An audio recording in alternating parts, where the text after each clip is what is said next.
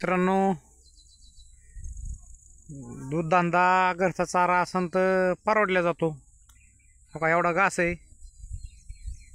तिकडे मकाच्या जागेवर बी घास होता, पण लय उंदीर लागल्यामुळं घास मोडला. आणि घासाच्या खाल्ल्या साईडला बघा बरोबर 1 एकर गिन्नी गोले. हो, सगळे थापची थाप गिन्नी गोले. चारा घरचा असेल ना तर दूधधंदा परवडला जातो. फक्त आम्ही काय करतो, योगच सारा कापतो ह्याकडच्या त्या कडाला घासाचा आणि ती कुटीत घालतो.